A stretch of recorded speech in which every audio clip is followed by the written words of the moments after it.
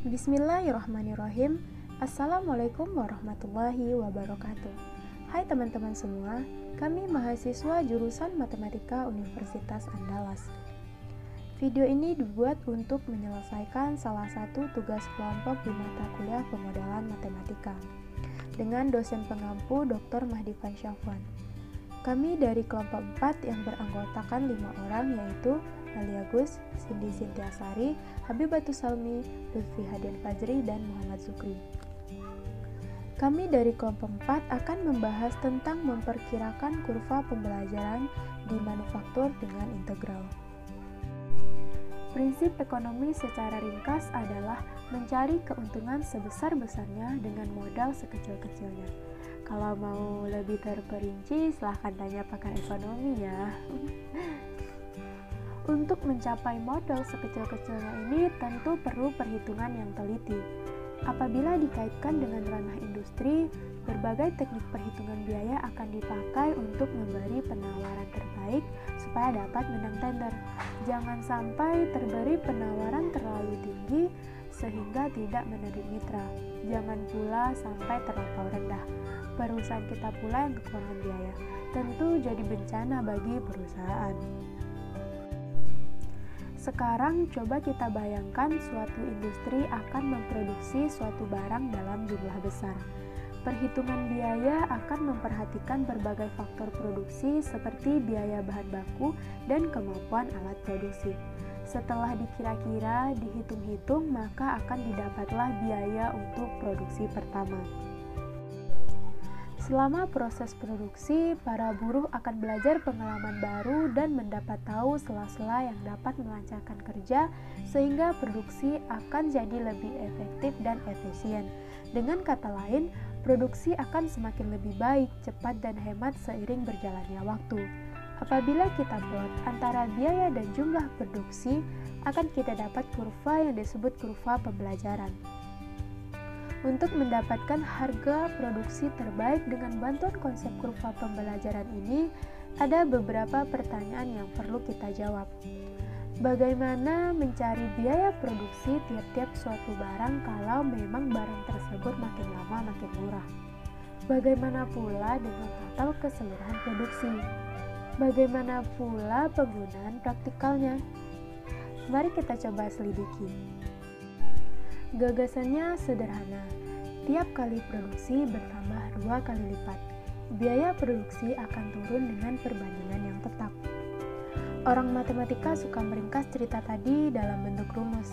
Maka gagasan awal kita dapat dirumuskan menjadi C2N sama dengan R dikali Cn. Artinya, biaya produksi barang ke 2N adalah suatu rasio perbandingan dari biaya produksi barang ke N. Katakanlah perbandingannya 80%, maka biaya produksi barang kedua adalah 80% dari biaya produksi pertama. Biaya produksi barang keempat adalah 80% dari barang kedua, dan demikian seterusnya.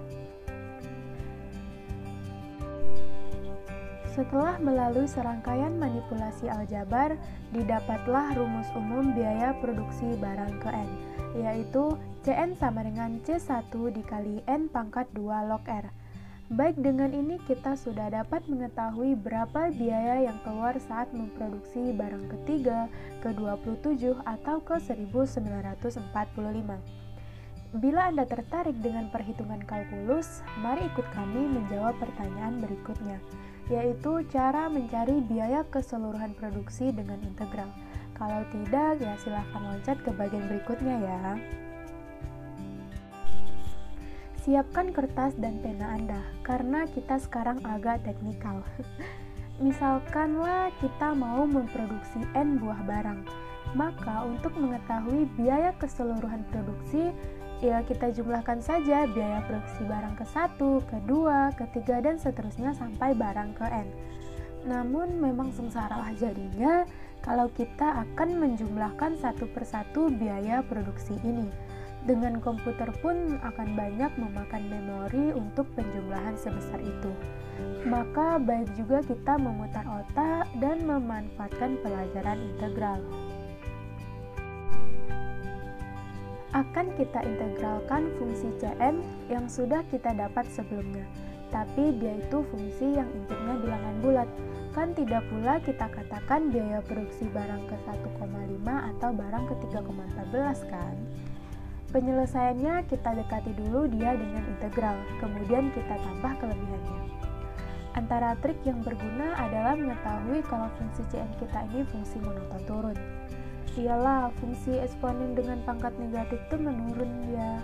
Kalau mau bukti, silahkan pakai uji turunan kedua ya.